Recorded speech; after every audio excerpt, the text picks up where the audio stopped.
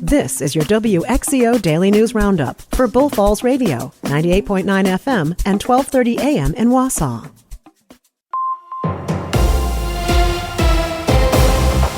For WXCO News, I'm Isabella Nieto.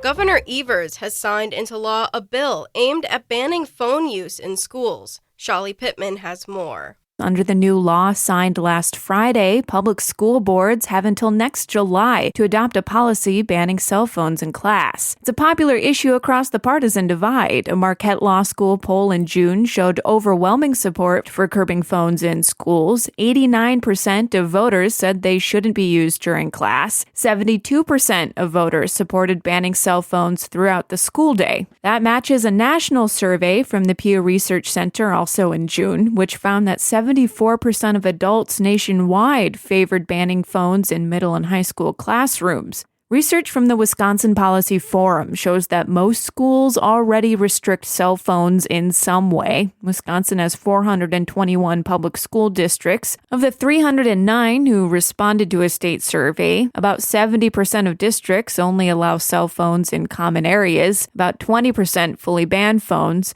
Just about 10% have no rules on phones. The law comes as new research shows banning phones in schools could help mental health. According to the AP, at least 35 other states have adopted measures restricting the use of phones in schools, and that's just in the last 2 years. For Civic Media News, I'm Shali Pittman. The Wausau School District already has restrictions on cell phone use for students.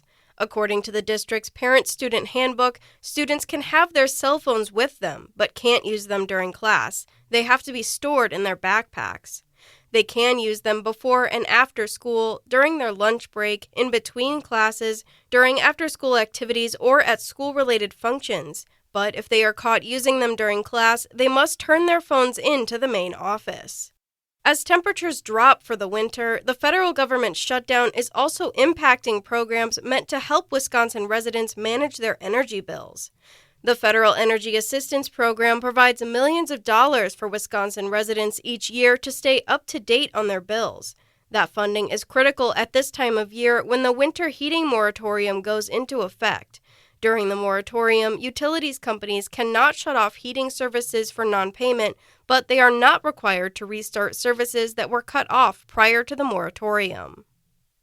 Some SNAP benefits will come to Wisconsinites, but it seems they'll get less than they're used to, much later than they're used to. Savannah Tomei-Olson has the details. In previous government shutdowns under different administrations, the government has used emergency funding to keep SNAP afloat. But this time, the USDA chose to discontinue benefits. 42 million Americans rely on SNAP to put food on the table. Here in Wisconsin, nearly 700,000 people rely on food share. Governor Tony Evers declared a state of emergency, and Wisconsin joined one of 2 lawsuits against the Trump administration. In both those cases, judges have ordered that the government must keep SNAP going. Now, the Trump administration says they will use more than $4.5 billion in emergency funding, and that's still only funding about half of what the program usually gets.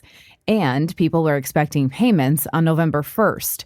In court filings, USDA officials say it'll take weeks to months to process that emergency money, leaving those almost 700,000 people here in Wisconsin still in limbo.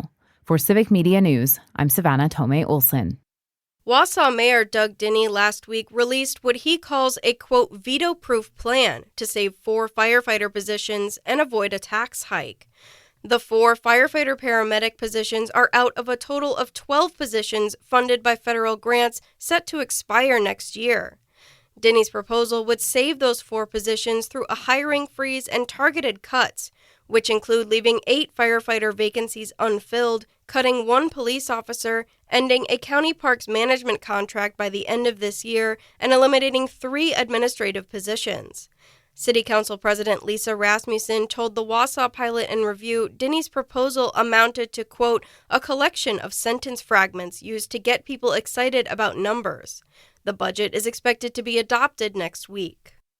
The seasonal Good Shepherd shelter is open as temperatures drop and homelessness continues to rise in the Wausau area. The Catholic Charities Shelter, located at 360 Grand Avenue, Suite 800, opened Saturday and remains available until next May. According to a community announcement, the shelter is also looking for donations. For information on what items to donate, visit the Good Shepherd Shelter Facebook page.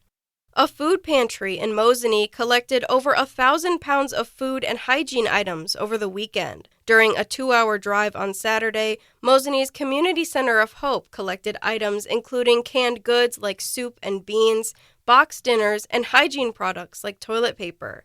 They received over 1,400 pounds of donations and $500 in monetary donations, according to an announcement. Visitors can collect and donate items during the food pantry's regular hours from 2:30 to 4:30 p.m. on Tuesdays and 9 to 11 a.m. on Thursdays.